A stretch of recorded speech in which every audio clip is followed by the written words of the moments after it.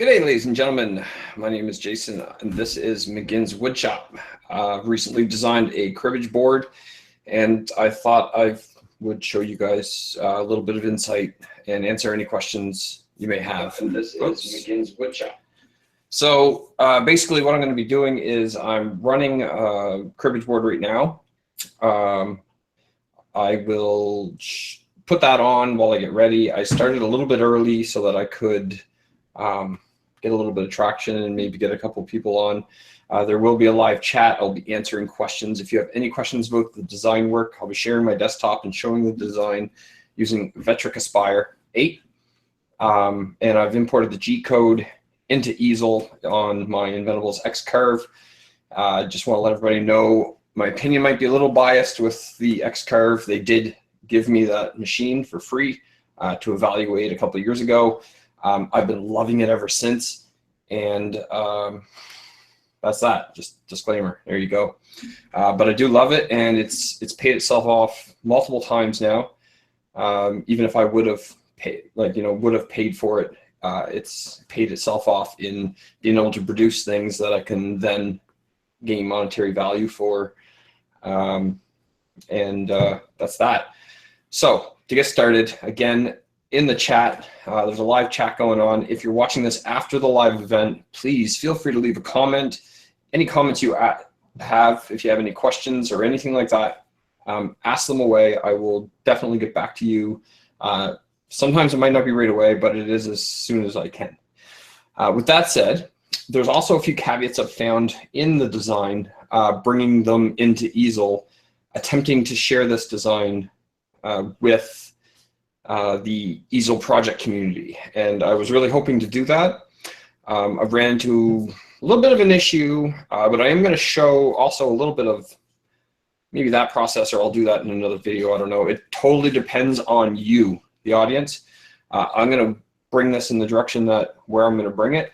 But if you, as an audience member, have any questions or direction, please feel free to speak up. If I feel it's appropriate, I will try my best to cover it, and I will answer any question you ask in the chat or comments.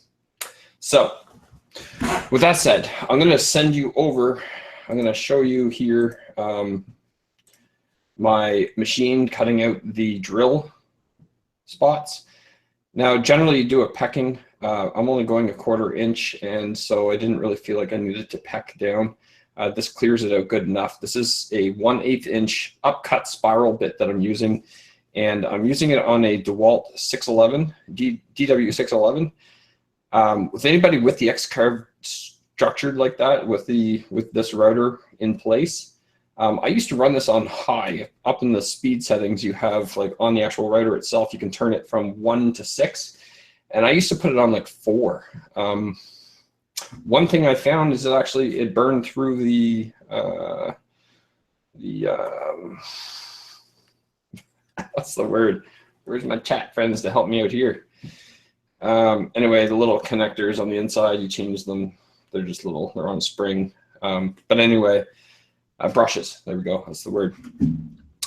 So anyway, this one here, replace the brushes, and I mean, it's only $5, but you got to order it, and it's, and you got to do it. And so running this now at 1.5, I'm actually finding cleaner cuts, and it's still running after a good 1.5 years after changing it. So definitely, or about a year. So it's definitely improved.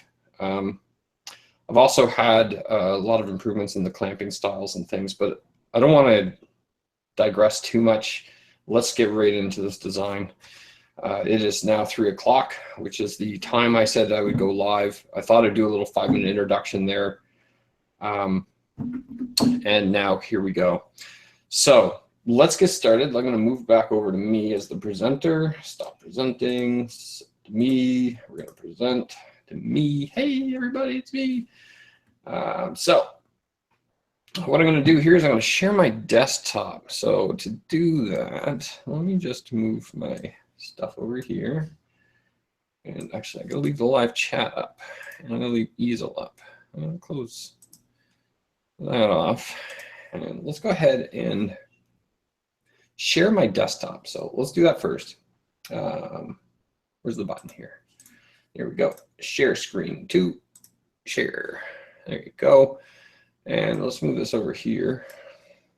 And first, here's a little tip to give you guys. I use my Google Drive for my design work, where the files are only about 4 or 5 to 10 megs at the most.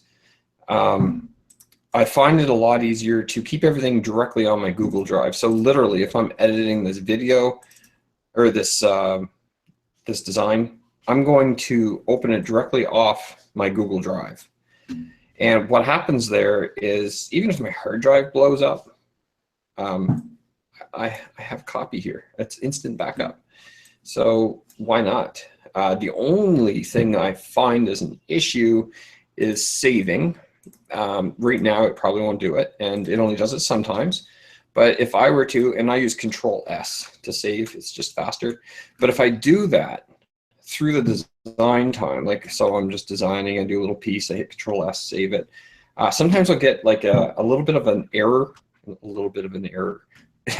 I'll get an error where it doesn't quite synchronize with the temporary file in the back end. And what that means is, like, when you're working on something and it's in a computer, as you make changes, it gets saved to a temporary file, and it sort of sits in a temporary location, and then when you save it, it applies it to the actual file. So that temporary synchronization gets off a little bit sometimes. But if you do find yourself getting some errors practicing this method, simply put it on your desktop and then move it over when you're done to your Google Drive. The other thing that helps is that I can then go to my machine and I have the design files available on my actual CNC machine and not at my desk. All right, so here's the design. And this here took a while. I've taken quite a few, hit F to fit it to the screen. I've taken a few trials to get this, and it does take some work in order to get this down. And let me just bring up my chat on the other side in case people are asking questions. You better be asking questions. Nothing. All right. Let's get rid of the sound. Let's refresh my, just make sure I'm not missing anything in the chat. Nope, still nothing there. Okay. So anyway, so there's a few things in this design that require a little bit of work. I'm going to start from maybe a fresh file, just so that I can really show, actually, I'll give an overview first, and then I'll show some of the tactics here. So the first thing I want to show you is, what do I want to show you here? How do I want to go about this? Well, all right, the first thing I did is, you can see there's a ton of objects in here, okay? And with all these drill holes, first of all, there is a trick to get these all in a line and not have to actually manually put them in place. That's why they're so straight. If I had to manually do it, it would look horrible. So with that, in order to get all those, you can actually group objects. So when you select them, there's group objects here, and then there's ungroup objects here, where I could then ungroup them back to their original layer, which is individual. I don't want to do that. Well, here, why don't I just do it? Ungroup back into original layer, click. Now you'll see here I grouped them into actual sections. So this is the finish, and this is the matches. Now what might happen is, maybe I want to adjust this. Maybe I want to adjust this. Maybe I want to adjust this, or maybe I want to adjust where these matches are. In order to do that, I need to ungroup things, and then I can move them without moving everything else. With that said, that's why I grouped it into layers. I ungrouped it, and now these are separate from the rest of these, but you can see they're all still grouped here. So if I right click on those and go to ungroup objects and ungroup back into original layers, click away and click back on it, you're going to see now they're grouped into lines. And that is how I originally had them grouped. Now I could ungroup those into singles again and break them down that way. It's just simplicity on editing, coming back and editing. but do you want to adjust it? I do want to adjust it there, Shogun. Sometimes, you know, for instance, actually, I have another design here I did. My first version was an it's actually 8.5 inches by 13.5 cribbage board. And this crib board was bigger, but then I found my stock too hard. I had to do glue ups for every single stock. And I wanted to avoid that in order to keep costs down when I'm selling these. And also just simplicity, so I'm going to tend to make more of them. So with that said, I shrunk it down to 7 inches to fit on my standard stock that I can buy, and I could add strips on the edges and glue those on if I did want to make it a little more stylish or anything like that, or if my board is only maybe 7.5 inches or something like that, I can tweak it a little bit that way. But that's why I wanted to modify this, and then I realized that a while ago in design work that I've done, there seems to always be some type of little modification, and there's always a customer or a client or somebody, maybe even if you're doing it for somebody, but you're asking them what they prefer, you're going to find that everybody has their little special needs, and some people are willing to pay for the extra time to do it and want to make life a little easier for yourself. So what I'm going to do here is, now that I've ungrouped them, I'm going to hit Control-Z. And what that did is it undid my ungroup. So you can see they're grouped again, so I don't have to go back and regroup them. And I'm going to hit Control-Z again. And now you can see it's regrouped it once again into its actual group stage. And I've done that for all the objects in here. I've done that for these set of cards here. This was a fun little design. And all that was going on the internet, getting the spade and the heart and the diamond and the club shape, typing in the number, and then placing everything accordingly. I made a little box and then placed everything to the corners and made sure it was aligned and centered the middle one. And then the rectangle on the outside, I did an offset out, and that made the depth that we have here. So I did that with that. Let's see. Well, what else to cover at the moment? This here, just got it off the internet, posted it in. Let's show you this one. Okay, so here we are. You're wondering why the square and the circle are here. Well, it's for alignment reasons. I don't actually print them on the final product. What I end up doing is a lot of last names are going to be changed here. Like, not everybody's going to want McGinns. I understand. A lot of people might want McGinns.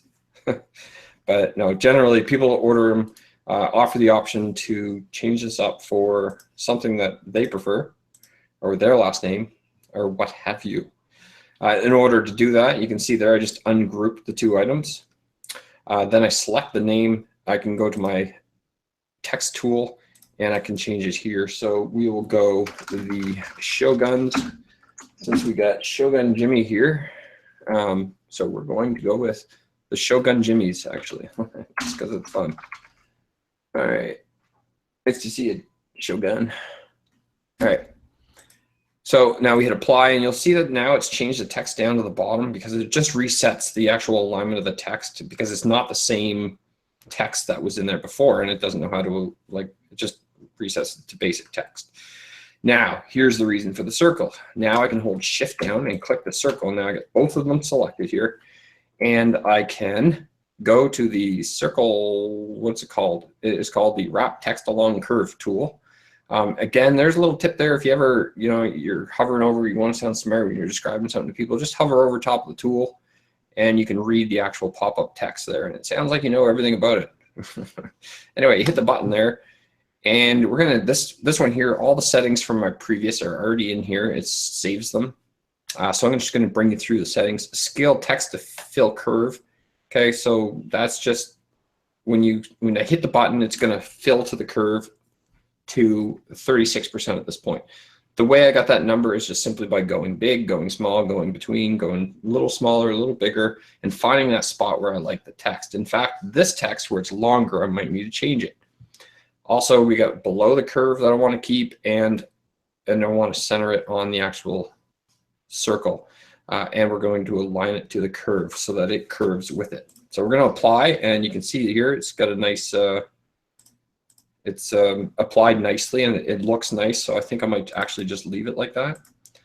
The only other thing that I found I like doing with the text is making it bold, but this is bold already, and I'll show you why.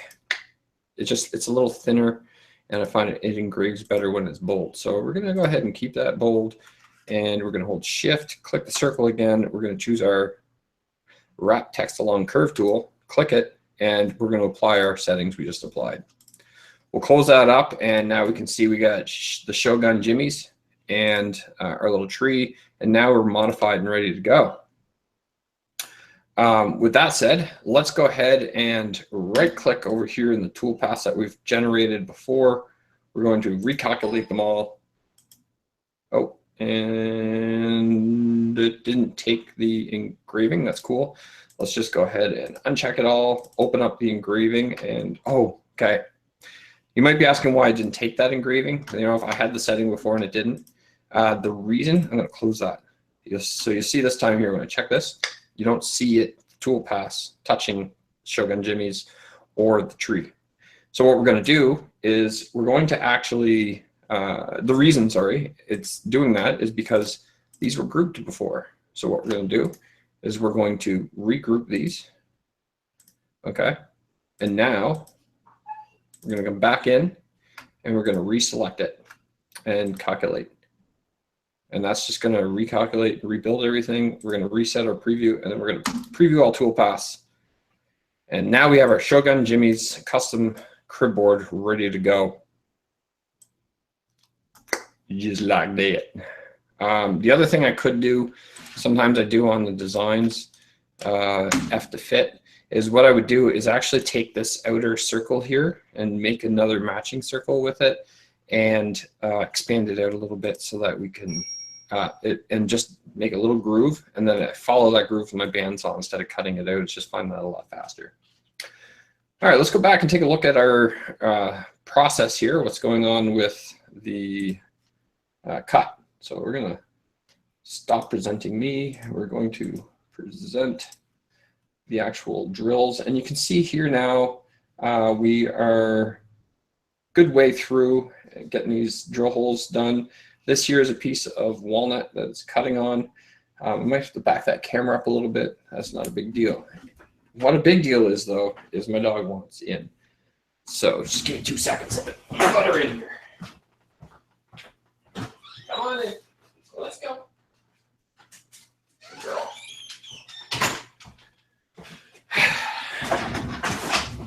Okay, so up to this point, do you have any questions or anything you'd like to see? One thing, I'm going to have a lot of time on this design. So I'm thinking basically that was a little overview, and this I'll keep showing a few things, the overview and stuff while I drill these holes. Well, my X-Carve drills the holes, but I think I will make these into separate live streams. On the next cut is V-carving. And basically it's just going to V-carve the grooves around. That part there, I find it a little bit of a, it's different between the different kinds of wood, and it totally depends on the grain. Like oak, when I do it in oak, you know what, I'll talk about it after when I'm doing the V-carve so I can show you. It's just easier. So anyway, excuse me. Like suppose I could show you now, I'll grab these holes here. I get gassy when I talk when I talk a lot. Must be how I breathe when I'm talking. I don't know. Maybe if I slow down. So anyway, here's the drill peg holes. This is the actual tool path. Basically, all I did was I made these 1/8 inch circles and applied it to the actual round. Once I had them all set up, I went ahead and chose the toolpath operation of drilling toolpath. And in that operation, oops, well, I'm not sharing my desktop, so you have no idea what I'm talking about. You know what I'm saying? Let me stop presenting that. Let me start presenting me. Present, and let's share my desktop again. We can do this. All right. So let me just back up a little bit here. So these drill holes were all put in circles, 1/8 inch circles. And what I did was after I had them all grouped and selected, I used the 7/8 drilling tool path. Sorry, I used the drilling tool path function. And in there, I cut them at 1/4 of an inch deep based on the pins that I bought off, like the cribbage board pins off of Amazon. I got some nice metal ones, and in bulk. They're expensive, but they complement the crib board as opposed to the plastic ones that I could get at the dollar store. So, c'est la vie. Sometimes you got to pay a little extra to make things real nice. For the tool that I used in 1/8 inch end mill. Let's go ahead and select that and go take a look at our end mill, our tool database. So anyway, we got end mills here, and from all the end mills, I've selected my 1/8 inch, and over on the 1/8 inch, you can see here pass depth, 0.5. That's fine. That's like how deep it's going to go at a time. But feed rate, we're plunging down at 20, and we're moving over at 30. So I just had a little question. Like, I'm not a super pro on this stuff, by the way. You're going to find that out real quick. I'm learning as I go, and I have some experience, and I feel like I'm good with process, but there is obviously always room for improvement, and especially where I'm at with this. So one of the little questions is, you'll see here I have pass depth 0.05, but you will notice that these drill holes are all going in single drills. So that part is a little, I don't know, I'm just like, you think it would peck down, but I think I didn't dwell the bottom of each. So, all right, let's just continue on. Anyway, I don't think that pass depth actually controls anything at this point. We'll see. Because it's drilling, I don't know. One mistake I made in this design at first was I chose inches per second. And wow, that's faster. That's so much faster. It's crazy scary. Broke a couple of bits that way. That's all right. So that's it. We have our 1/8. I used an up spiral bit, and that's to pull the bits outwards and away from the actual workpiece and the cleaner cut. So in there, I used peck drilling and a retract above the height of the previous pass. So if it goes down a little bit, and then back up and then down, that's what it's supposed to do. You'll notice it's actually not doing that. Let's go back and present my drill, and you'll see it's just drilling just going in, coming out, going in, coming out. It's not pecking down like it's supposed to. And it's going 1/4 inch deep, and it's supposed to peck at 0.5 of an inch. I'm not sure why it's doing that, but hey, dwell at the bottom of each drill pass. It's supposed to go at 0.1. Let's go ahead and back to presenting my desktop here. So you can see here, dwell at the bottom of each drill pass, 0.1 seconds. I put 1 second there once, and wow, it just sat there way too long. 0.1 I find maybe a little too short. I might go a little bit longer, but that's all playing with it. And excuse me, you can't really see inside the holes, and it makes clean holes anyway, so whatever, it's working. But I am curious about that cut depth and why it's not drill pecking like it's supposed to. If anybody has any advice or direction on that, I am all ears. Also, I want to point out the name of this. So let's just go ahead, and I'm going to copy that entire name. And what I'm going to do is I'm going to open up Notepad. And with Notepad, I'm going to paste this in here, okay? And I'm just going to change the font size so I can show you guys a little better. And you will see my name here. It's 7 by 15. That tells me that I use my, whatever size my stock needs to be, I like to put that right at the start, so I know I'm using the right size stock. I also do the operation next, or at least in the name. So I'm drilling peg holes, and I can tell I'm doing it with a 1/8 inch bit, and I separate that and tell myself it's an up spiral, and I'm going 1/4 inch deep. I give myself all that information because when you start saving these G codes out and you hit save toolpath, it's going to default to whatever the name is there. And it just saves a lot of time, And it also, when you're going back through and checking and selecting things to run, it's just easier because it makes sense and you have all the information right at your fingertips. The same as this one here. I'm doing the V-carve and I tell myself I'm using a 60-degree bit. I didn't tell myself the depth, but you know, I'm only so perfect, you know. Okay, it looks like our drilling operation is completed. So what I'm going to do is I'm going to go ahead downstairs and switch out the bit. I'll move the camera back a little bit and I'll switch the bit out and show you the process in which I use to switch the bits. First thing I'd like to show you, oops, yes, okay. Your screen sharing, stop that. Okay. So the first thing I'm going to show you is switching the bits. It's a little noisy down there, so bear with me while I'm down there. I'm going to be putting the 60-degree V bit on there, and I'm going to be carving out the actual tracks and things. Now, one thing that happens is sometimes I get quite the, I'm still trying to find that happy feel of the depth of the track, so I start a little high, and it might not be the right depth. It might be too shallow, which is where I want to start. And then I will bring it down just slightly more and try that until I get that right depth. The reason why, if I go too deep, I'm going to sneeze here. Check the chat. Ooh. Okay. If I go too deep, I end up cutting into these holes a little bit, and it just makes it look off, that's all. So I'm going to go downstairs, like I said, and we're going to check that out. I have 0 viewers right now. I don't know what's going on, YouTube, but you better send me some viewers. That's why they recorded.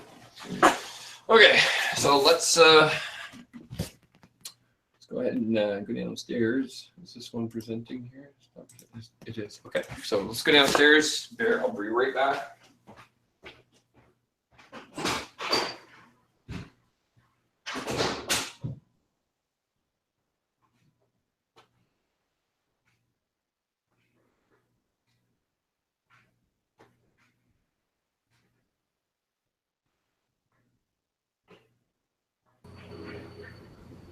Hey everybody, okay, so like I said, now I'm downstairs here, and I'm going to move the camera a little bit back so you can see the entire thing. Bring it up a little bit. There we go. So the first thing I want to point out though is the actual controller over there is on, and I'm going to leave it on, and the reason I'm going to leave it on is because you can see here, if I move this, the actual motors are locked with it on, and I can't move this. So what I'm going to do is go on over into easel here, and I'm going to then, now that I'm done with this, let's share the desktop here. So let's share desktop. Okay. So in the easel here, you can see I have my project set up like a typical project. Let me turn the fans off here. Just so that it's a little quieter.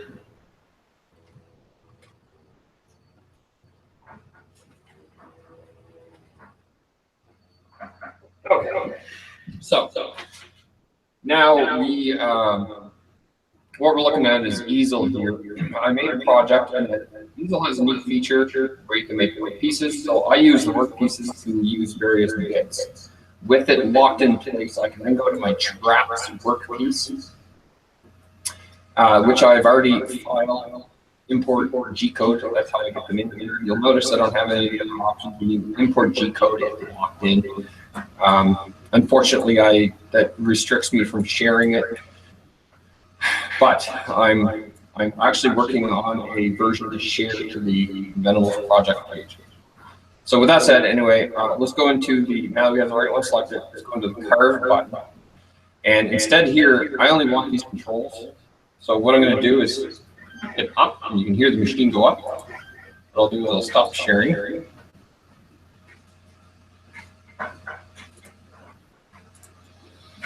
And now I'm going to click that same button. Let's show you what I'm doing here.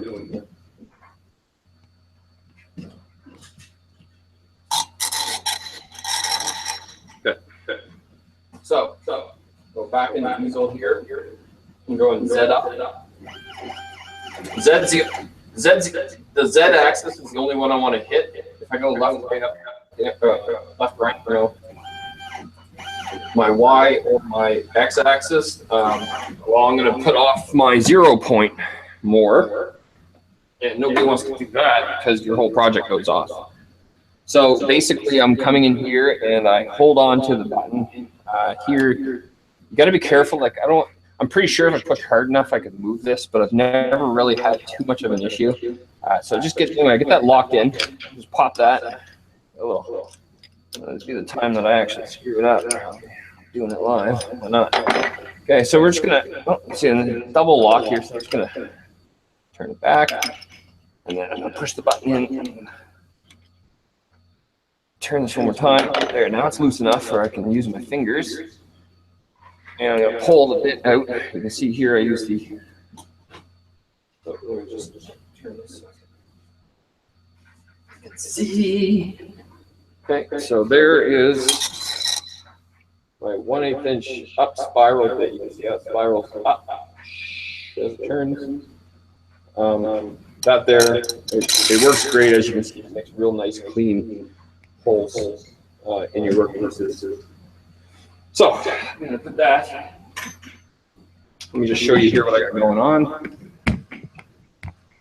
Okay, I just get a couple of these organization containers. I have all my bits over here where I've been collecting from Amazon and Incredibles themselves. And I have this common one where I just keep all my bits that I'm interchanging frequently. Right there. Oops. Put it away properly. Okay. And now I need to select my 60-degree V-bit. Okay, and this one here, I had to buy a collet. I found it on the internet. I could probably find it again. I just forget where I ordered it from, but I'm sure if somebody really wanted to know where to get the 1/4 inch collet for the DWL611 router, I could find it for you again. Just go ahead and make a comment and ask. And I will hook you up, my friend. Okay, so we're gonna go back here, and I'm just gonna lower down so I can. Pardon the seasickness you may get. Okay. So again, we don't want to move our router, so it's still turned on the controller. And take the old collet off. Oh, I love the smell of walnut. I love the smell of walnut in the morning. Okay, so I'm just holding down the lock again. Tighten her on. I like to get the shaft in as much as possible. I imagine less vibration that way. Though, again, I am not a seasoned vet to this. I am simply a hobbyist. So if you are serious about this kind of thing, you should know better and just look up the information and find it from professionals who know. But this works for me, and if you're looking for something that works, I'm a guy. So I'm just going to tighten that down, and while I'm doing that, I'm pushing this way as hard as I'm pushing that way with my wrench. And I'm trying to put less stress on any chance of the actual machine moving left, right, up, down, whatever. Up, down's fine, but you know what I'm talking about. So let's go ahead and back to easel, and I'm just gonna drop that down until I get very close. Actually, I think a little too close. So there I was going down at 0.1 inches every click. I'm just switching over to 0.1 millimeter every click. And what that does is allows me to not move so fast. Oh, it wasn't hot enough.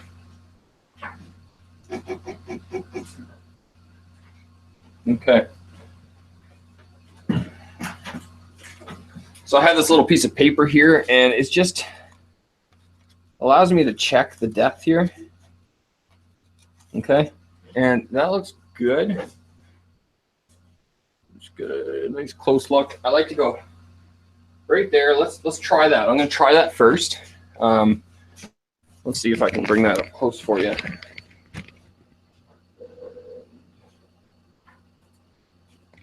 There. Okay. Focus.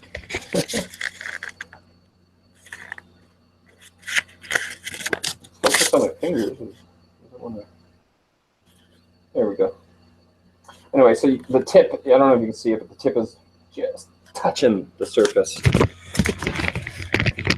Paper thick. Okay. Ouch. All right, so let's go ahead and start this and take a look at the depth. I'm going to put this back on my game show perch. Oh, I just made that word up. Right, there we go.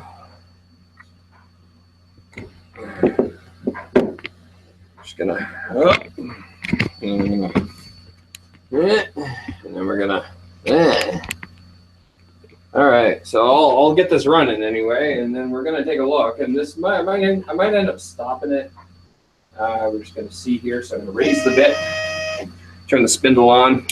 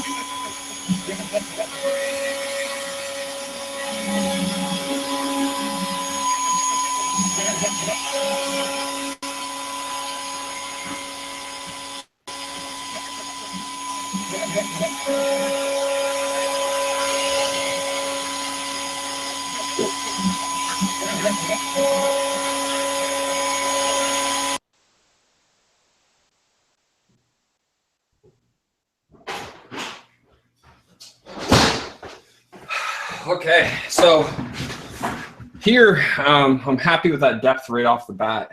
It's actually exactly what I wanted and what I aimed for.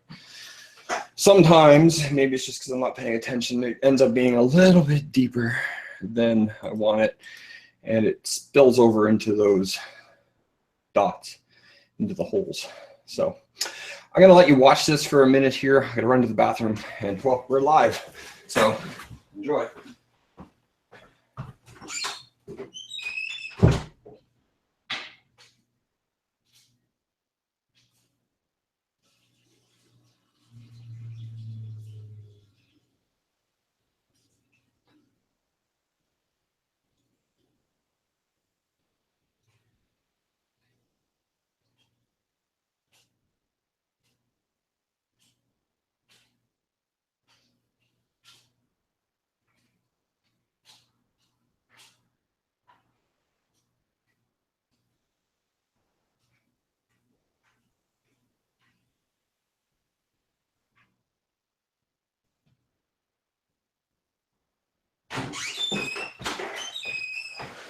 Okay, let's get back into the design. So I'm gonna take the presentation, and what we're gonna do here is we're gonna show you on the desktop again. I want to look at my ugly mug. Sharon,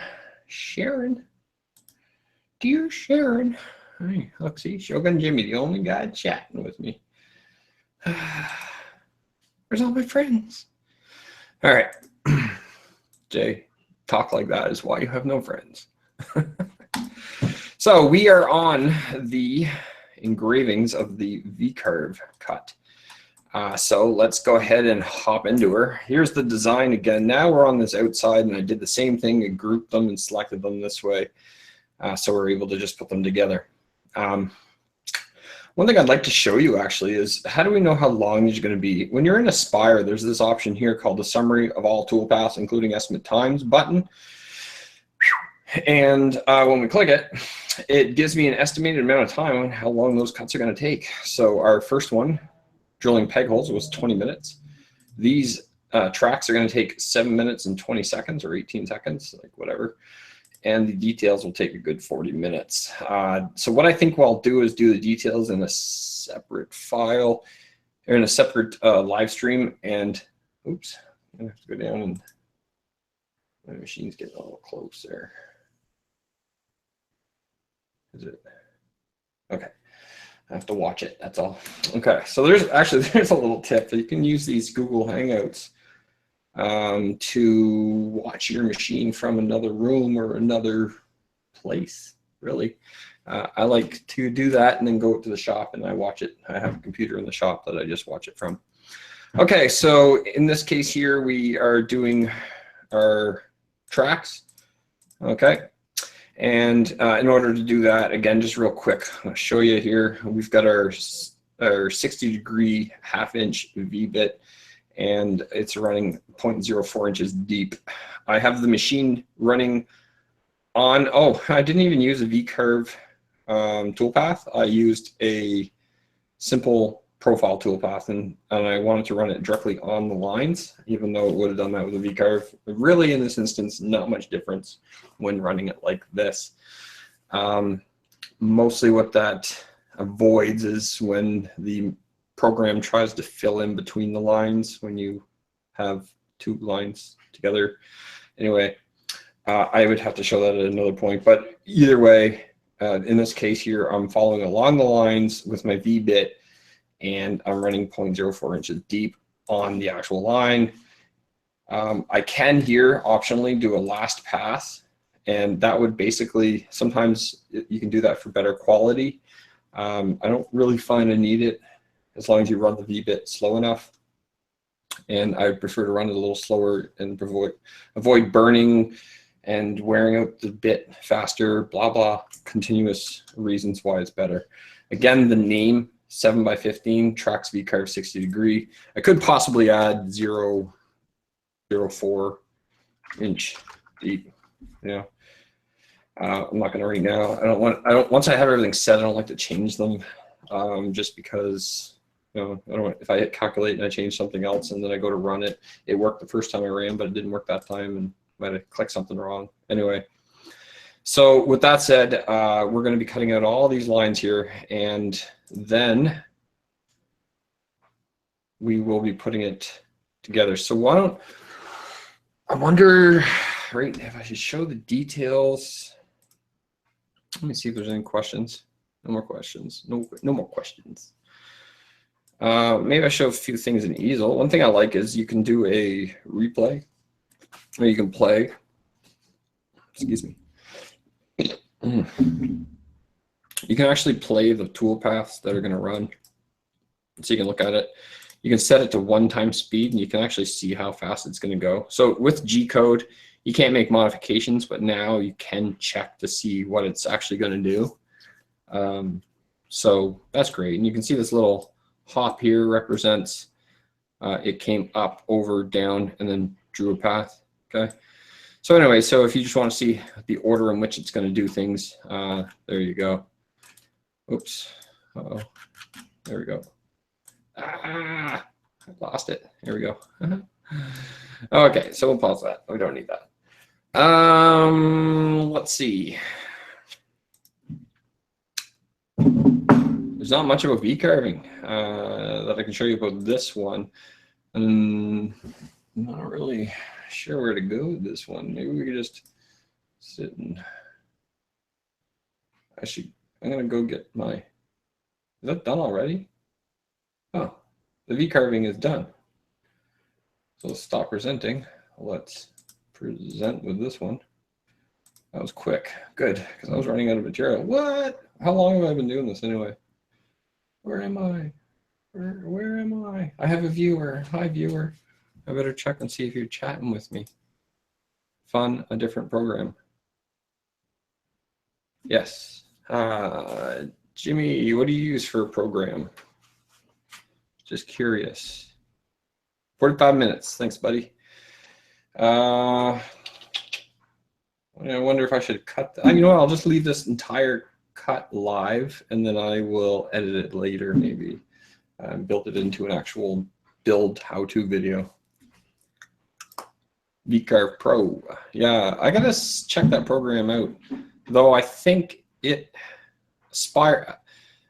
Aspire has the same options, but more, I think. Or is it X-Carve has their own special things?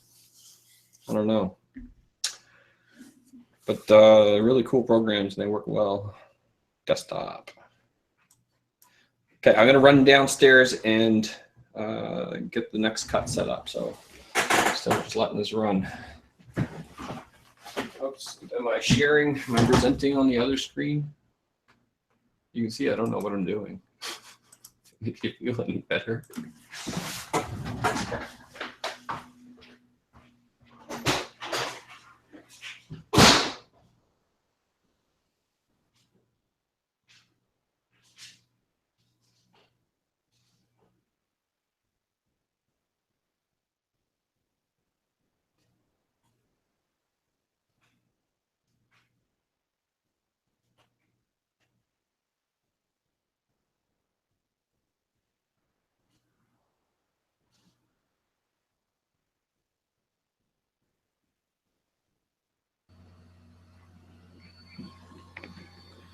You can see here we've got all the V-carving done, and it's outlined the piece nice. So we can actually move it to the back camera mount, and we're going to change the bits again. So same process, I'm changing the bits. I'm going to go into easel. Yes, it looks great. I'm going to change over to my engraving workpiece. And I'm just going to raise the old unit up. There we go. I'm going to go back in with my handy dandy wrench here. Handy dandy. Why you call it handy dandy? Because it's handy and it's dandy. So I call it my handy dandy. There we go.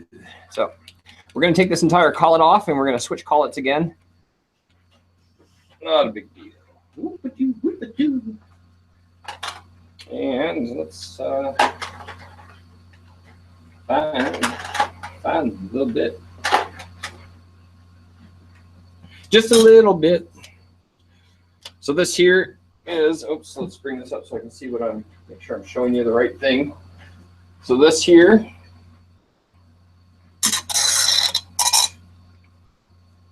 is a 30-degree, 1/8 inch shaft, 0.01 inch or something like that, engraving bit, solid carbide. So I got that in my X-Carve end mill starter set. I know, don't ask. Actually, it probably got mixed up into this container, and it probably came in something else. So whatever. All right, so what we're gonna do here is get back on the game. We're gonna stick our old bit right there in the old collet. Ouch! Poke yourself with it, and then I'm gonna tighten her on. One thing installing the bits, you want to make sure that none of the actual oops, that fell out, stuck in. It's pretty sharp. Okay, so when you're putting these in, you want to make sure this little edge here where it transitions is completely not in the grip of the collet, or you will find yourself breaking more bits than not. Breaking bits ain't cool. Nobody likes breaking bits. People like breaking bad, but they don't like breaking bits. Anyway, let's go ahead and drop this puppy down. We're going to go with the Z-axis down. 0.1 inches per push until we get her down there where we want her. Give her. Okay, that is touching just slightly off. So we're going to go to millimeter, 0.1 millimeters, and we're going to drop it like 5. Okay, we're looking good there. So what I'm going to do, again, I'm going to run this test cut and watch the cut first to make sure it's where I want it. And then I will commit. If I like it, I just let it run. If I don't, I stop it. Set it again until I get it where I want it. Eat what I want. Do what I want. All right, let's just go. There we go. Fancy dancy. We've got our fancy dancy X-Carve. So there it is. All right, let's never mind. See if I can get a little closer. I know where it's going to start. The object is to not let this thing hit the. I don't want this to interfere with the cut. You know what I'm saying? So we're gonna do strategic placements. Might come back down and just readjust it after, but I want you to see the cut. So back into easel. We're going to run through, raise the bit. We're going to turn the spindle on.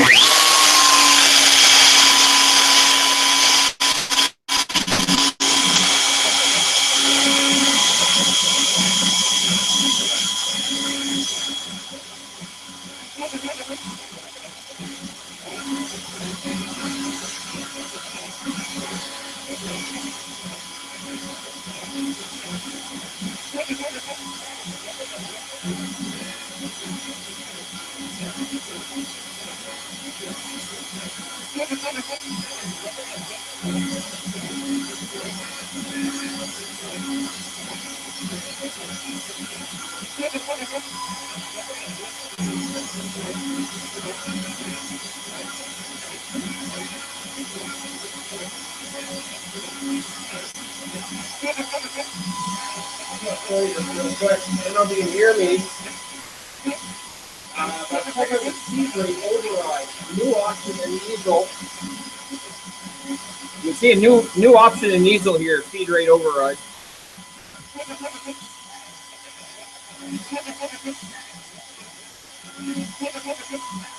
All right.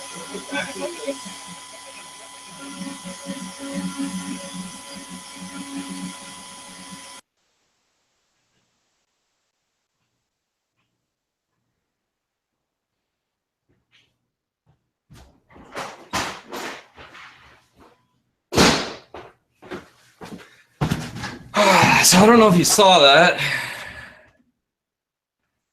but hey, cool. Some more people. Hey, Patrick. What's up, TJ?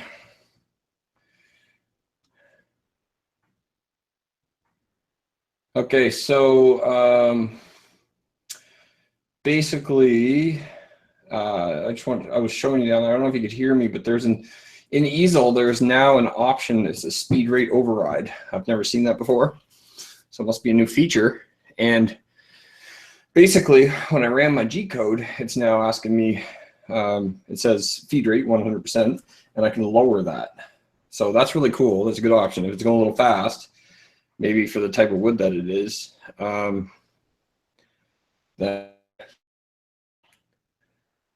So yep, that's that. And let's get into the actual design. So for this one here, details engraved. You can see we're cutting the words out. We can see that we're going at 0.4 inches deep, 0.4 inches deep. And we're using our, now I said 30 degree. It is an actual 30 degree, but whatever. I could change this. I'm not going to do it right now. This cut's nice and does what I want, so I'm going to leave it for now. But that was that. I find editing vectors, if you don't have the money for software but you want to learn it, your best bet. Am I presenting here? I'm not presenting. I should present. And I should share my desktop because you're not seeing a thing. There you go. Sorry about that. Okay. So I shouldn't save this because I've changed my actual template. But anyway, if you want to learn how to do design work on your own instead of depending on what's on the internet to download, and even if you are downloading off the internet, you need to modify them pretty much 90% of the time.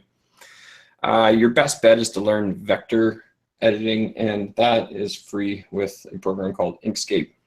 There's other programs that aren't free, like this one, and there's also other programs that are free that do it as well. I just learned on Inkscape and find it works. It works for scroll solvers too.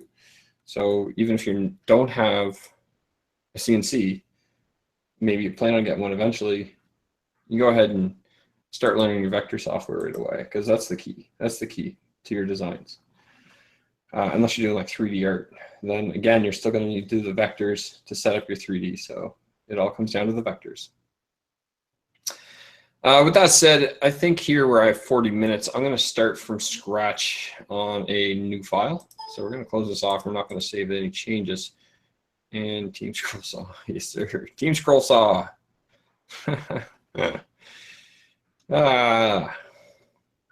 If you don't know Team Scroll Saw or Team Router means, please go check out Makers International. And Jamie Page will tell you all about it. Okay, so what am I doing here?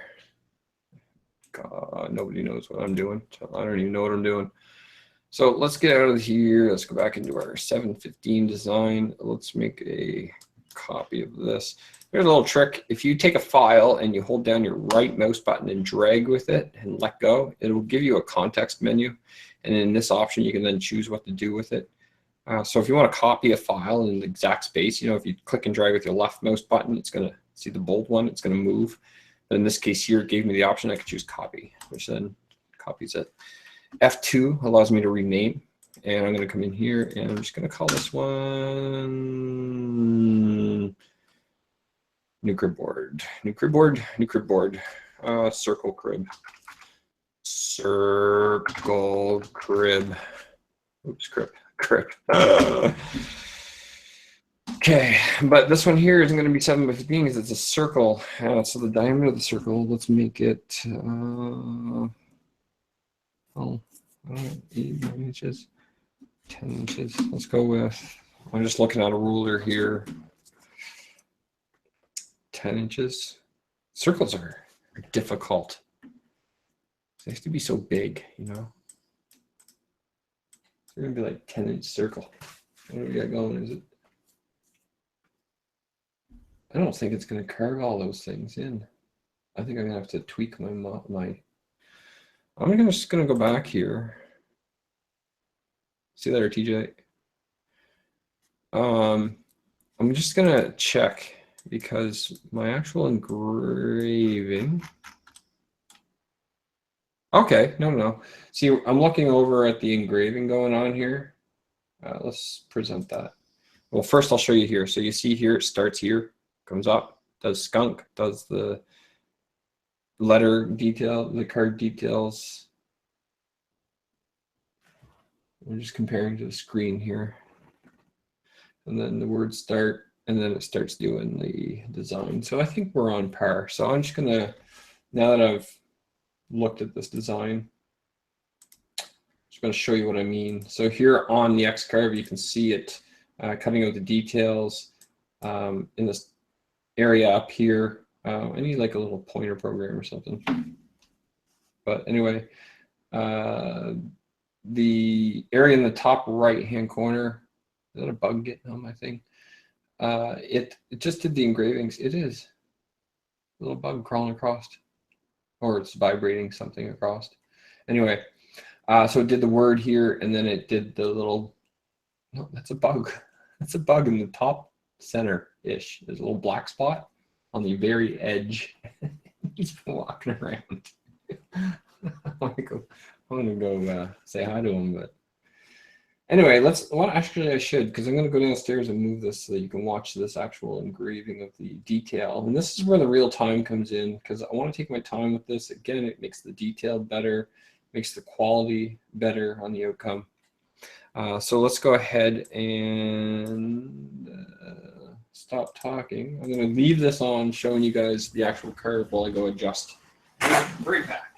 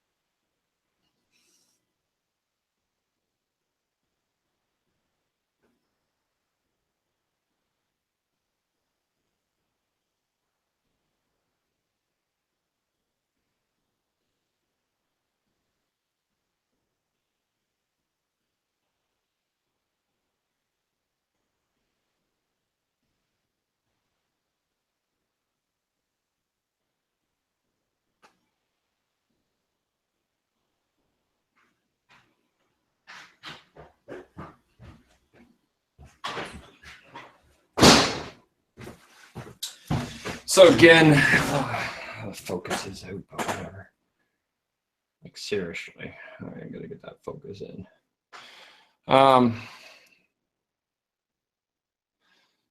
See you, DJ. Yeah, it is a nice. It's a nice cutting blade. They're not cheap. I think there was like 20 bucks for the one. So that's why I run it on this blade here. This bit, I'm running it on at 20 inches per minute. So it's nice and slow. It leaves a higher quality cut. Leaves a quality piece. It doesn't overheat the actual bit, which keeps it sharp longer, gives it longer life. Obviously, it takes longer to cut, but you end up with better quality and longer life in your bit. So yay for that. I feel like I should run down and focus it. Yeah, I mean, imagine you could sharpen it just like everything else. Where it's carbide, I might need a diamond sharpener. You know, it's basically run on the flat and sharpen the bevel. Probably just the flat would do. I would imagine a diamond, like a real fine diamond stone would do it. Something I need to get myself. I was at the Atlanta trade show. Sorry, when I was at the Atlanta trade show, one of the booths was a guy with diamond sharpening steel things, and I should have bought one, but I was out of money, and I was already gonna get in trouble with how much I bought. So, but yeah, that's something maybe I should show, is how to sharpen these bits.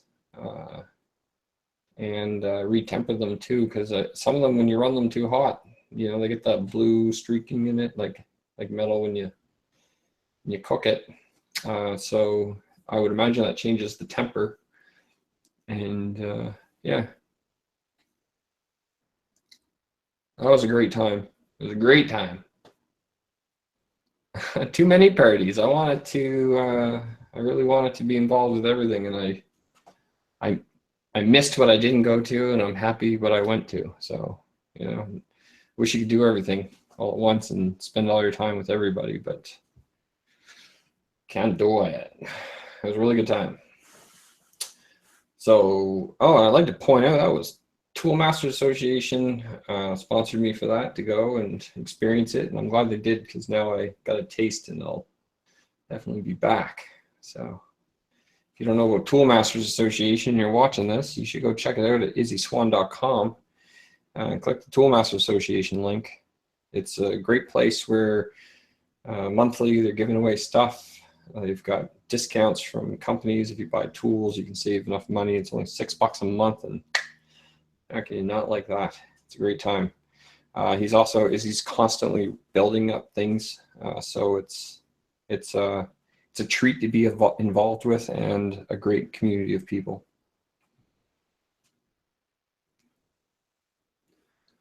Founding member, me too, buddy. Both of us are founding members.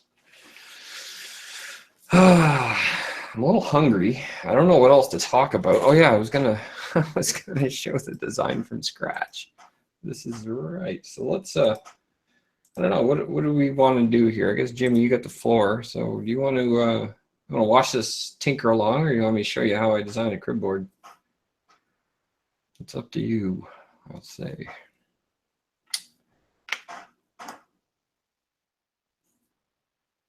Still streaming. I am still streaming. Brett Goodermot.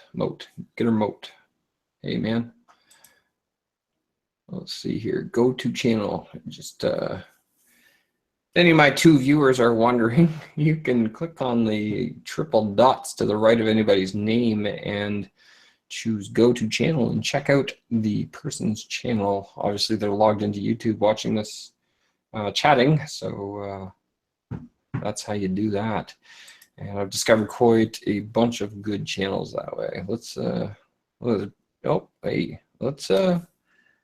I'm just going to divert for a second here, if you don't mind. And I'm going to share your screen sharing. Okay, so we got Brett Goodermot here. Let's see, videos.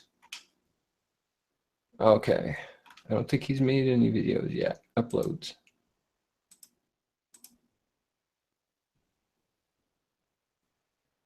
Oh, okay, I got you. Yeah, he does. So, hey, oh, look at that.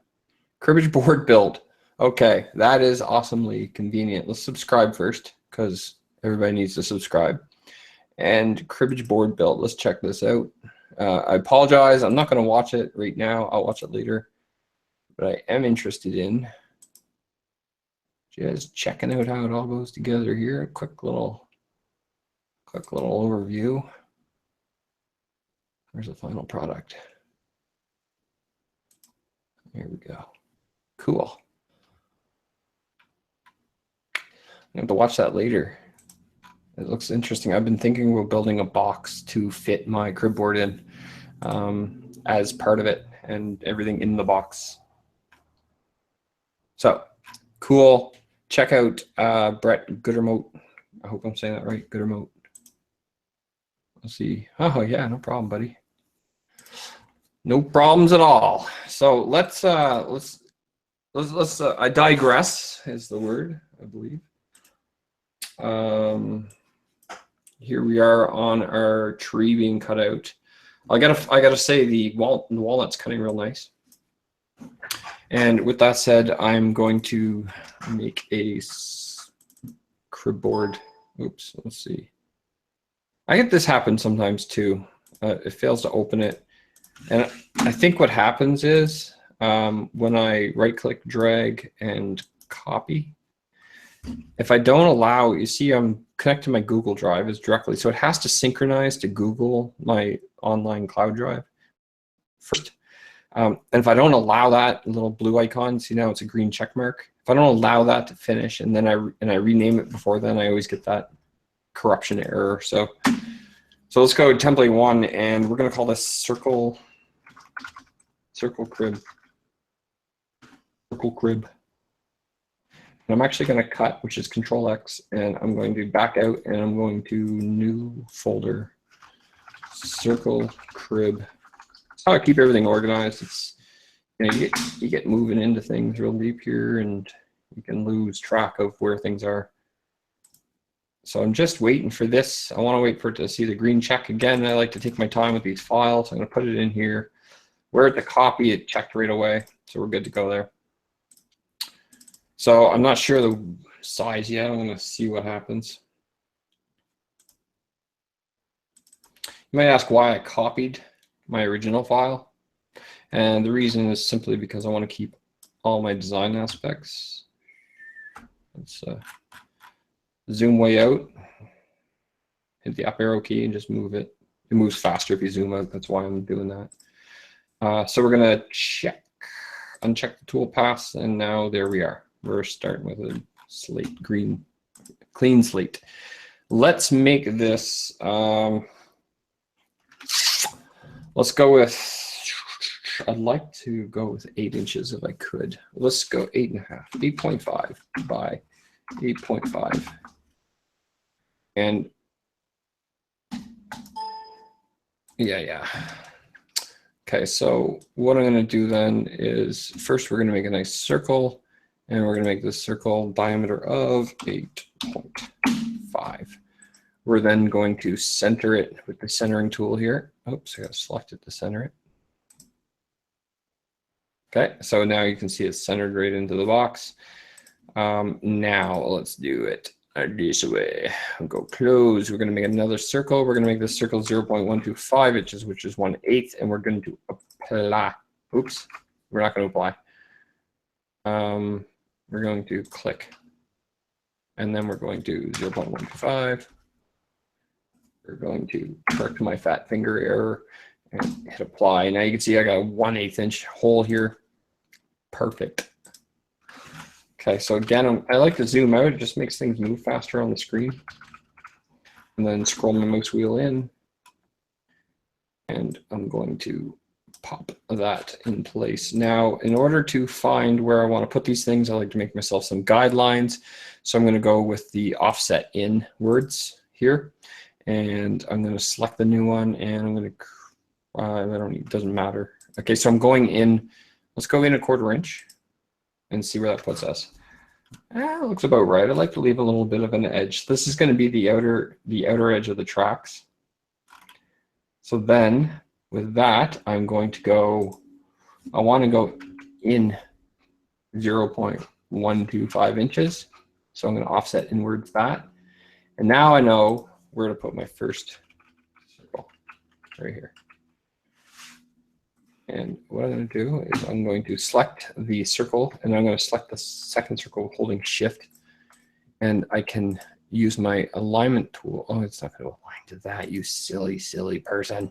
Foolish person. That's me. Me is foolish. Okay. So let's do it this way. These guidelines are going to be, that's what's confusing me, is these guidelines. So we're at 8.5 inches. Half of 8.5 is 4 3/4. 4 1/4, obviously. So here you can see 4.2, 4.3. It doesn't give me the 4 1/4. That's no problem. What that means is I got to zoom in, and then it gives me the more, you can see it gives me more accuracy. Then I know I'm at exact center here. That's an exact center line.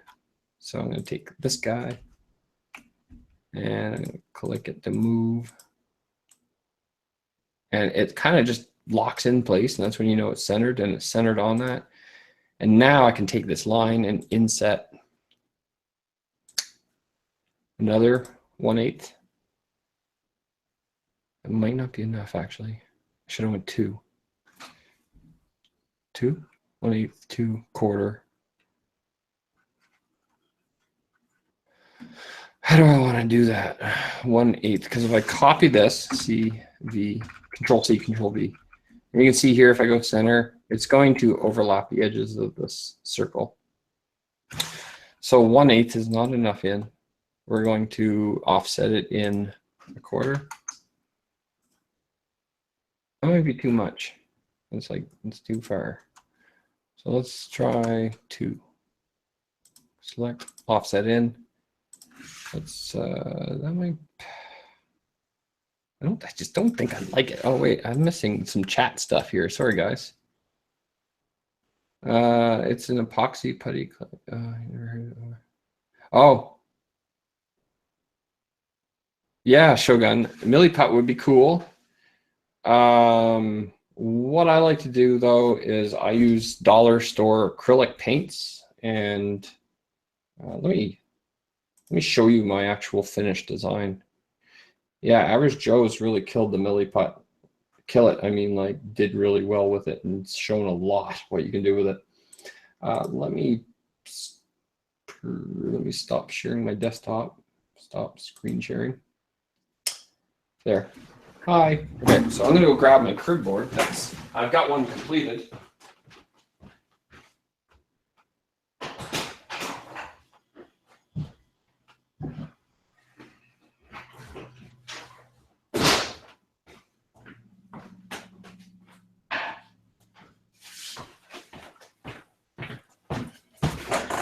So, fellas, here you go. That's the completed crib board. You can see the lines are a little thick up top here. What happened here is the board actually has some warp in it, and my clamps that I 3D printed, well, gave way halfway through the cut, and it obviously then lifted because it was warped and cut thicker here and deeper that I didn't want. But that's just acrylic paint from the dollar store. And then I put a poly or a lacquer over top, and it just keeps it in.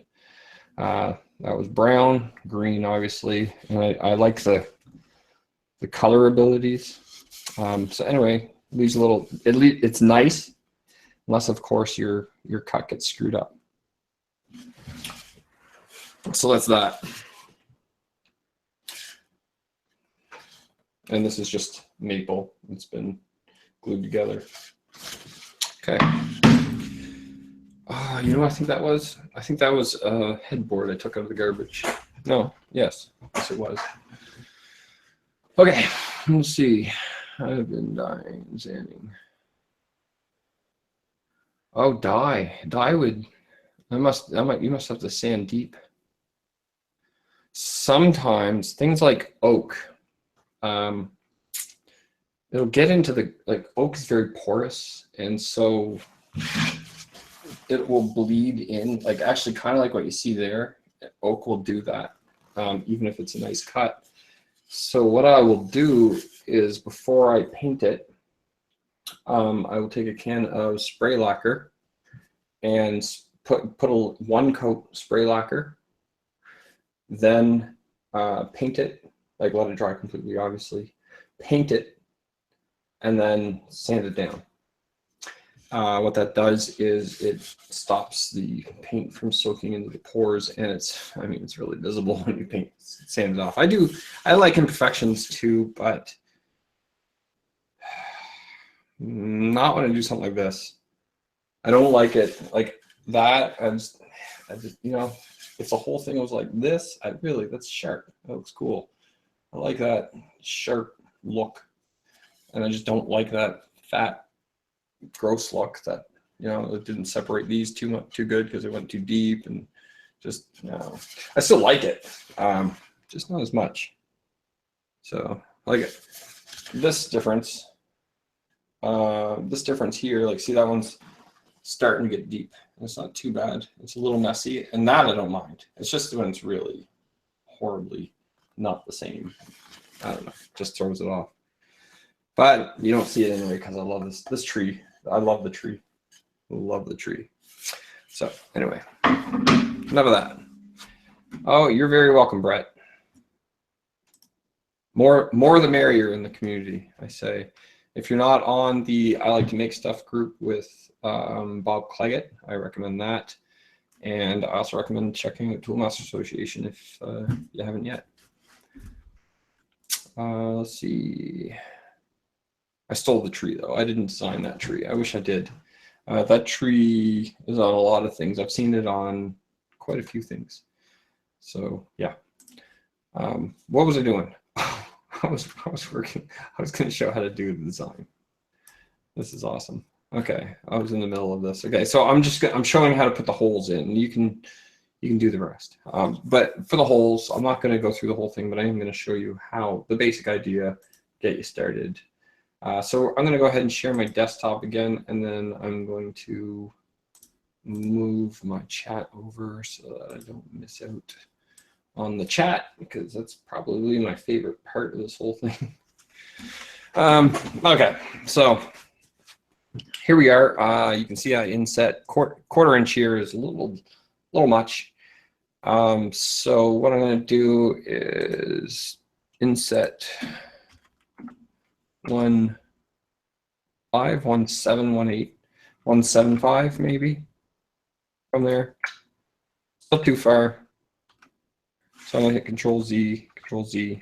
Just undoes the insets that I did. So 1, 2, 1, 2, 5 is too far. 1, 3 probably be too close. Let's try 1, 3, 5. 1, 3, 5. Offset. That might be a good number. Control CV. I forget the number I used for mine, but it's different for all of them when they go, like, this curve is a lot sharper, so I might need a little more room. We're going to find out, though.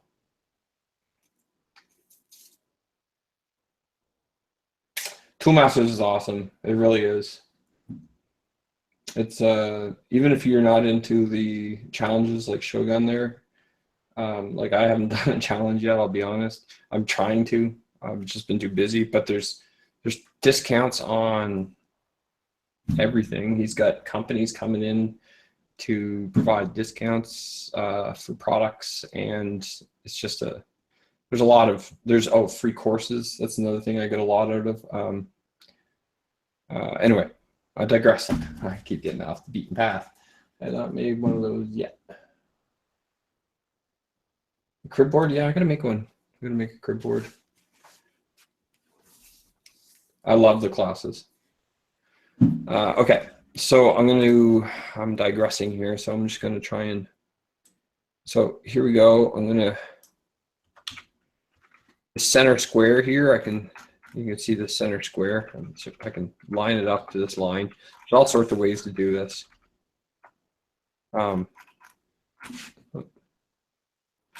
So then when I zoom out, there's nice and centered. So what I'm doing here is now I have 2 holes. So I think 3, 5, maybe 1.4 might be the number. I want a little more space, a little bit more space in there between the 2 circles. Because what we can do is zoom in, use our measuring tool, and tell us in real life this is going to be 0.01 of an inch apart, and that is pretty much nothing. So let's, I'm going to delete that circle for now. I'm also going to delete these 2 inner circles, and let's inset, I think 1.4, no, 1.4, so maybe 1.2 is the number I want. It just looked big. Let's just go back to 2 and set 0.25. That would leave an 1/8 in between each one. I'm just looking at a ruler here.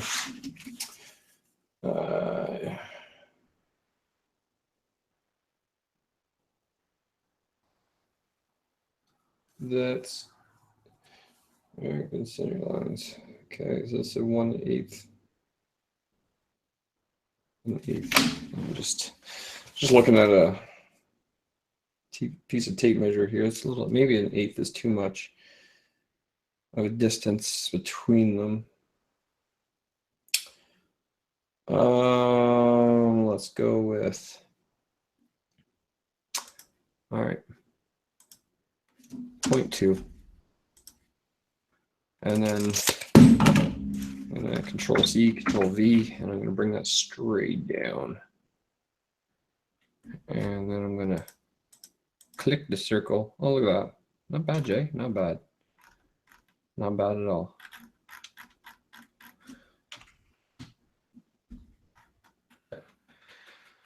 Okay, so that's our number, 0.2. So I'm going to select this one in order to give me the same spacing. Check on this later. See you again. Thanks for being awesome. Well, thank you for being awesome. So I'm going to inset again. Control CV and bring that one down. I'm going to do this quick and then I'll align them. Offset in, and then can select the circle, Control CV in. And then I'm going to zoom in on this circle, and I'm going to clickety, clickety, clickety, clickety, and probably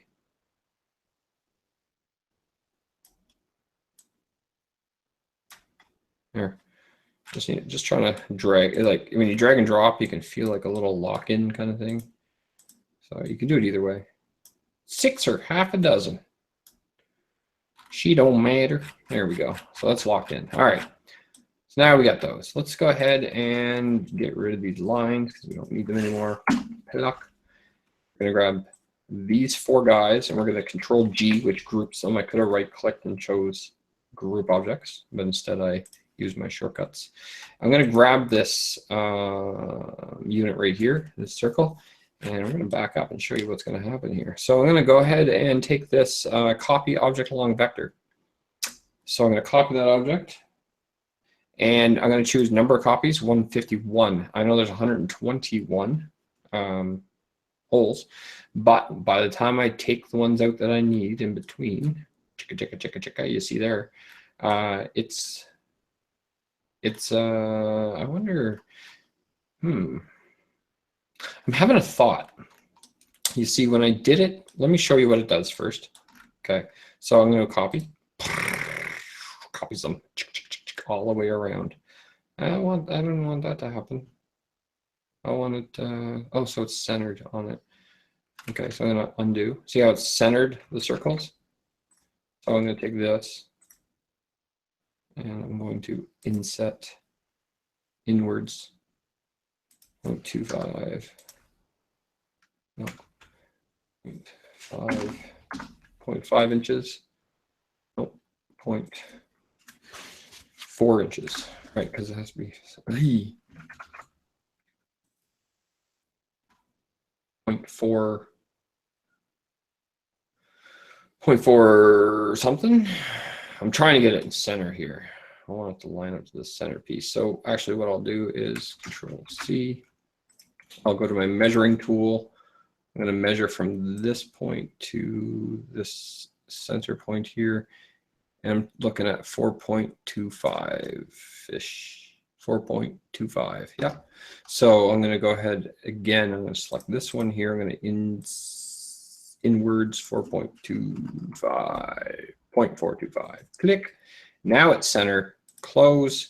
We're going to select these 3 and oops. I'm going to select these 4 and we're going to unselect by holding Shift this line here. Okay, so now we have those. We're going to Control G. There we go. We're looking at a group of 4 here. We're going to select this guy here, this circle, and we're going to do the same. We're going to copy object along vector and 151 of them. And you see here, copy object is selected. Copy. Uh-oh. I didn't back up first, so I don't know what it's doing. Come on. Stop. There. Control Z. Okay, let's do it again. Copy. Now you can see here it's copying properly along the line we want it to copy. Poof. And we have 151 copies. I'm going to go ahead and take this one off, the original one, and this one. And now I have a starting point. So 1, 2, 3, 4, 5, click. Now you can see some of them overlap like this, and that's a problem. So what I will have to do is I would have to go back and find the magic number that, like, I might need to put this to 9-inch diameter or set these a little bit wider. I need to go out a little bit because I'm overlapping here and I can't have that. That's not going to work. So anyway, but you have the idea. Any shape you can do. Now, that's what I went through. So let's just pretend like these were not overlapping. What I would do is 1, 2, 3, 4, 5, delete the 6th. 1, 2, 3, 4, 5, delete the 6th. And I would go all the way around and I would do that. Then I would inset the lines in. I would draw lines straight out and then use the scissor tools and build my frame. So with that said, my thought a minute ago was this. You can see this shape right here. These guys right here. I could actually get a set like that ready that works. And I could copy that set all the way around the number of times I need it. And the reason why is because here I couldn't do it. With this old design, I couldn't do that because there's a curve here, and the curve's different here, the curve's different here, it's curved different here, and then it's straight. So there's all these different pieces. But when it's a circle, when it's a perfect circle, they're all the same, theoretically. So I should be able to make a group of 10, and then with the spacing proper, and then copy that around. Anyway, that's how I did that. It takes a lot of playing, and it's a lot of work. I don't have time to cover it all right now, but I did want to show how that particular part's done. And that's that. Let's close this off. Any questions? Any questions? Where's my? So let's go back to present this to everybody and stop screen sharing. Okay. So there we can see this coming along nicely here. So I'm going to have to change this circle. I'm just on the file name. I'm going to change it to 9 inches. I think we're going to go with a 10-inch crib board when it's a circle. It's probably the only way I'm going to make that work. And I'll close that off. Now, there was another little thing I wanted to show. And it's more of an idea. So I wanted to bring this design into easel to share it with the community. I want people to be able to modify the speeds, and you know, that's what the beauty of easel is. Allows you to share a project and people can change the settings without having the same program. Easy peasy, right? It is until you want to drill something. There are solutions. I don't like the solutions. I would prefer different solutions, like, you know, them actually making a drill order. So let's show you what I mean, so that so you know. So I'm going to share my desktop again. Okay, so here we go. I think that cut's almost done. I yapped long enough. Oh, wow. Okay, so first of all, we're going to go into the drilling section here. No, sorry, I'm going to bring up a different project. I'm going to go to my projects here. Loading, loading, loading, loading all day long. Loading, loading, loading, loading while I sing this song. Gonna jump in easel real quick. Okay. Now, here it is. First of all, holy crap. Holy crap. Try bringing this many objects in. So first of all, I just clicked a few times and you see how slow it was. Oof. So here's the thing. Now, I brought this in special ways, okay? This here took a little bit of finesse to get in. Now you see I have 2 workspaces here. So the idea was this. I'm going to get everything in exactly where it needs to be, exactly positioned in one single workpiece, duplicate the workpiece, and then remove the pieces per drill bit. And then again, we're in that one workpiece per unit thing. The problem here is that I can select all these holes, and the only option is to fill it. And I have a 1/8 inch bit. We would select 1/8 inch. And see, it selects everything. It's just a pain right now. I forgot. Okay. So I would select 1/8 anyway here. And then let me just, oh, it's so slow when you have so many objects. There's another thing. Is every time you do something. Every time. Look, I click something, look, it's saving again. It's like with this many objects, it takes forever. Just, can I have a checkbox that no autosave? While I'm saying that, I haven't looked in a while, so maybe it's here. No.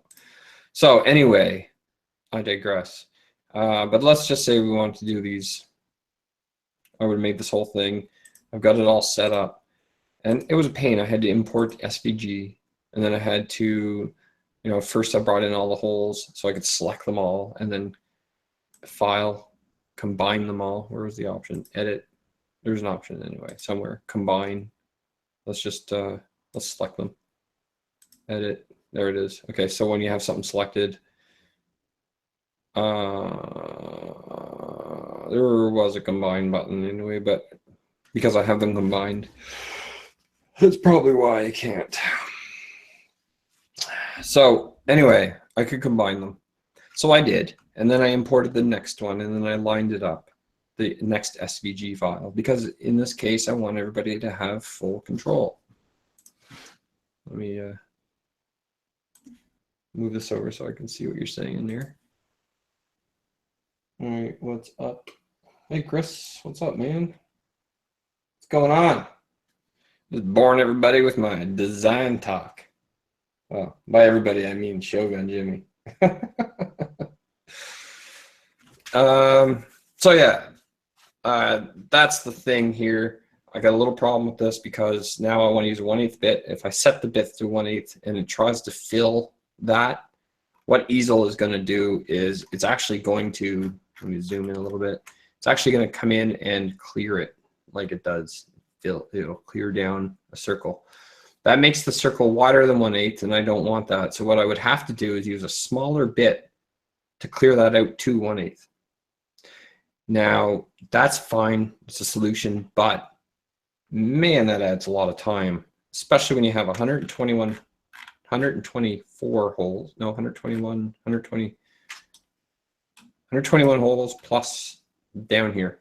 So, times 4 rows. So that's a ton of holes, and that's a ton of clearing and a lot of time added instead of just drilling in. But I don't have a drill option in here, so that's the only option I have. Unless I want to use the G code, which is not editable, and then I can't share it to the Inventables page. I would say it is worth Inventables' time to add these basic features of a CNC in order to allow people to put more complex designs in and up the project level that's in there. I mean, I love the projects that are in there, but you gotta say they're not all that complex of designs. And people like me are willing to do complex designs and give them away. That's fine. But it makes it so hard that nobody really has or will yet. I'm stubborn, and I'm going to see if I can get this to work, just to see if I can get it to work. Anyway, so that was the issue. I had to bring this in, import SVG in layers, align them, and I did it in layers because if I didn't do it in layers, can you imagine trying to select all this and then unselect the individual things? Meanwhile, every single thing I unselect or select, it's going to save and pause. So yeah, no, not happening. So that's why I did that. I did that that way. I imported the SVG with all these dots, select them, combine them. Import the cards, which I can't select and combine because when I do combine them, they become blank. That's a little trick here I had to do. You can see here I set the depth, and then when you set the depth on this inner one, I forget which one it was, I do an outline instead of a fill, see, and then it just draws the line. Let's go ahead and check back on our machine, on our cut. Oh, I think it's done. Nope, it's still moving around. I'm gonna go down and move the camera back. So I'm gonna stop sharing my screen. I'm gonna start presenting my machine. I'm gonna go back to the chat so I can see what everyone's saying. And let's go down and let's go set the camera so you can see a little better. So I will return shortly.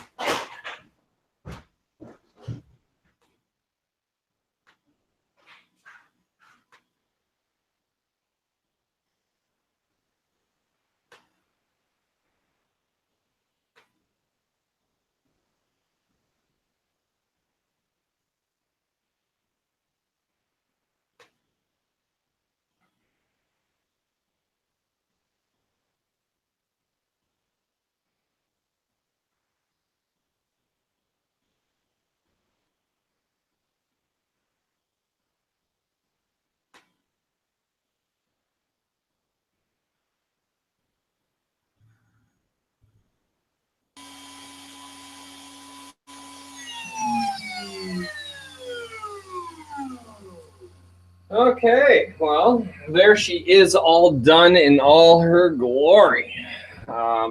Let's that there. I'm just going to take a little peek, see. I just want to make sure everything is engraved properly, because once I take it off the table, there's no going back, because there's guaranteed I'll be off by a smidgen. So I just want to make sure everything's all hunky-dory here before I go moving it. So it looks good. It looks good, ladies and gentlemen. Let's go ahead and unclamp this puppy and reveal. You'll notice I use some Purple Heart for my clamps.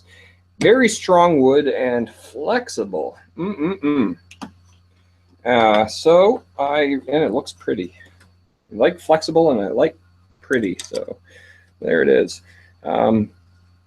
So anyway, I can really torque down on that, and it gives a good hold, and the wood lasts for a while. I had another one for a while and it finally gave out after a good year of using it. I also got some of these other clamps that came with it. All right, so let's just move that over there. What I do at this point is actually turn the controller off once I'm comfortable with everything and I don't need to worry about anything being in position. And then I can just move the actual carriage back. And you ready for this? Ready for this? Dun, dun, dun, dun, dun, dun, dun, dun, dun. That's like my, I don't know what that was. Just ignore me. But do not ignore this. Look at that. Isn't that pretty? Nice piece of walnut. That's why I love my X-Carve. I love CNC machines, period. And I really love the X-Carve because it was free. Beautiful machine. So I'm going to go upstairs. I'll be right back. I'll bring this with me.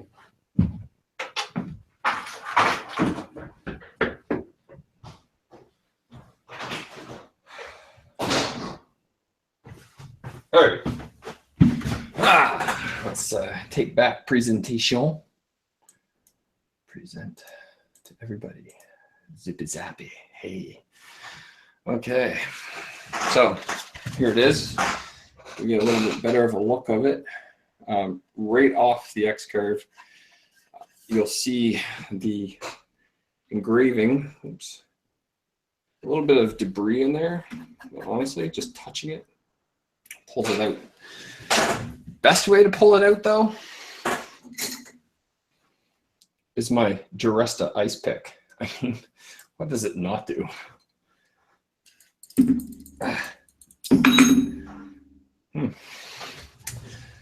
Basically, I just go along all the lines with it and clean them out, and it does a handy-dandy job. You don't have yourself a Duresta ice pick, you better get yourself one soon, because they're freaking awesome, and so is Duresta.